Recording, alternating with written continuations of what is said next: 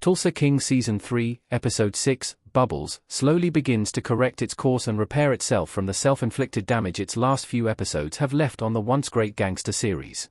Although the series still struggles to maintain balance this season, carrying too many supporting arcs and not one, but two, main villains, Bubbles possesses a focus and precision that Episode 4 and Episode 5 severely lacked.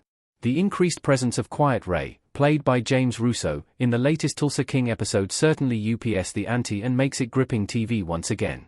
Mitch and Cleo's Bonnie and Clyde dynamic is also as entertaining as it has ever been this season, adding an assaulting a police officer charge to Mitch's laundry list of misdeeds. There also seems to be some sparks flying between Body and Grace, while Cole Dunmire's desperation for his psychotic father's approval reaches an all-time high. The loose approach to the storytelling this season is still not doing Tulsa King any favors. The notes of humor land more effectively in Bubbles, which nearly brings the series back to its Season 1 heyday.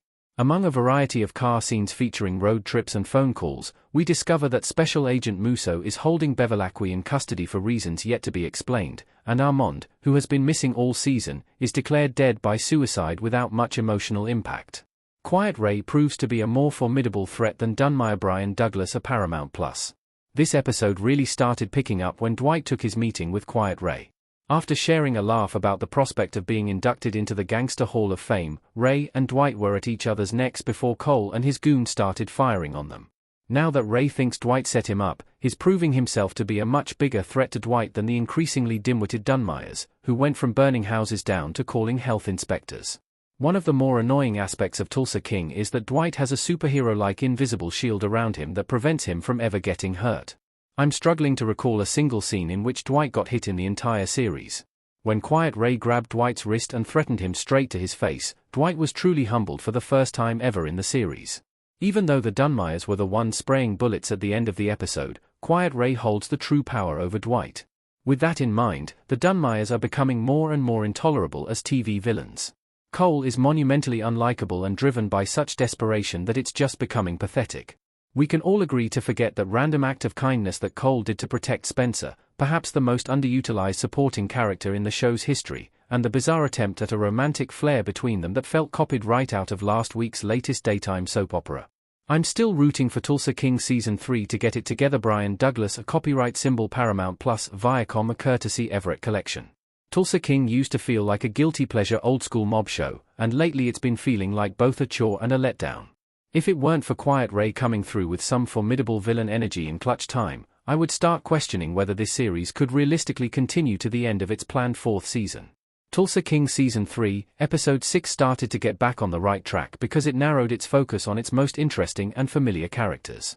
Musso, whose entire presence in the series so far has been perplexing at best, was hardly seen, as was the case for Thresher, who made a strong Season 2 antagonist but doesn't have much purpose in Season 3, which literally has two big bads already, along with an obnoxious little one. The best-case scenario for the remaining 4 episodes of Tulsa King Season 3 would feature the beef between Dwight and Quiet Ray reaching drastic levels to the point where Dwight is affected like never before. The Dunmires don't have what it takes to knock Dwight off his pedestal and are really just the equivalent of nagging flies trapped in the house at this point. Dwight is starting to feel like a broken record with how many times he says this Montague Bourbon venture is the biggest opportunity of his life.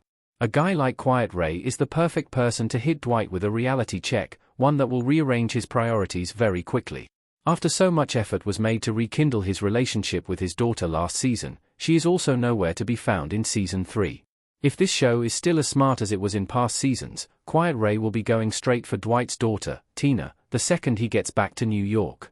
At this point, this is the only story progression that I would consider both natural and compelling, even if that means dropping the whole whiskey business and Dunmire feud altogether.